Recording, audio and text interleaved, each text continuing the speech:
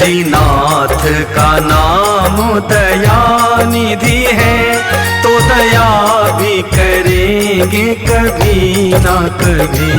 दुख हारी हरि दुखिया जन की, दुख क्लेश हरेंगे कभी ना कभी।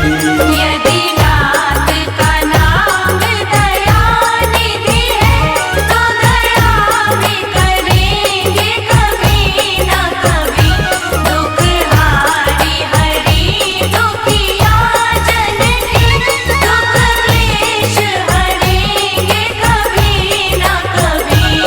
यदि नाथ का नाम दयानिधि है।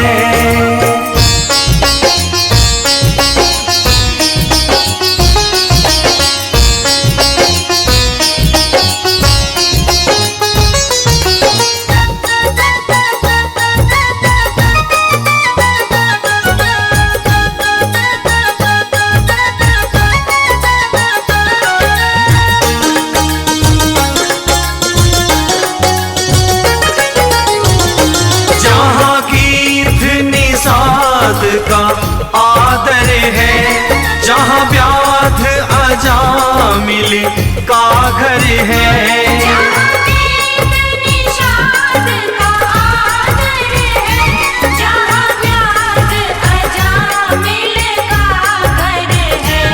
वहीं भेष बदल के उसी घर में, वहीं भेष बदल के उसी घर में हम जा ठहरेंगे कभी ना कभी। यदि नाथ का नाम दयानिधि है तो दया भी करेंगे कभी ना कभी।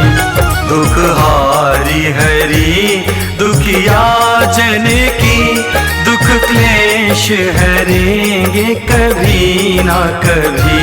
यदि नाथ का नाम दयानिधि है तो दया भी करेंगे कभी ना कभी। दुख हारी हरि दुखिया जन की, दुख क्लेश हरेंगे कभी ना कभी। यदि नाथ का नाम दयानिधि है।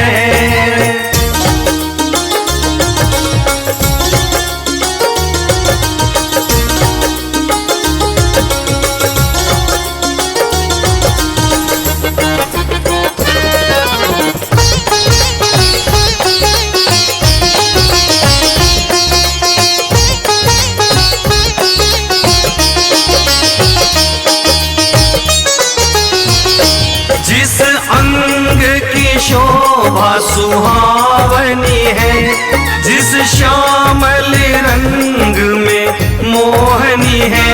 जिस अंग की शोभा सुहावनी है, जिस श्यामल रंग में मोहनी है।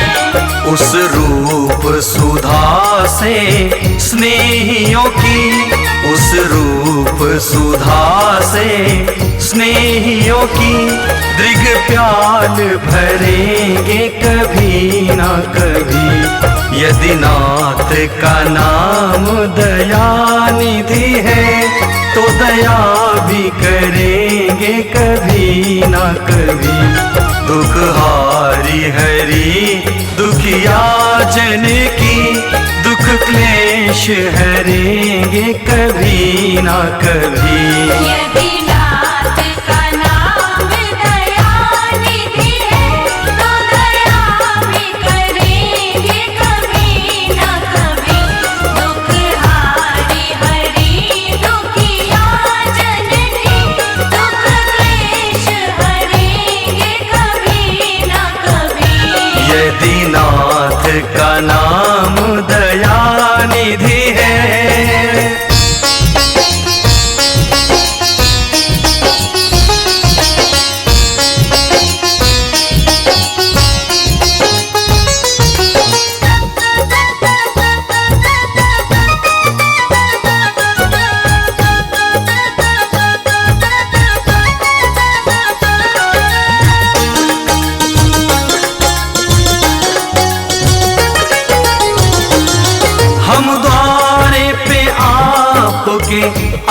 आके खड़े, मुद्दत से इसी जिद पर है अड़े।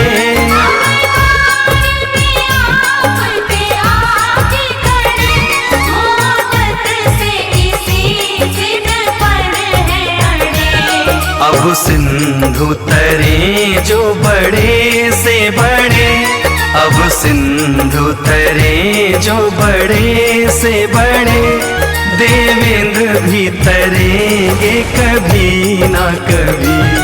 यदि नाथ का नाम दयानिधि है, तो दया भी करेंगे कभी ना कभी।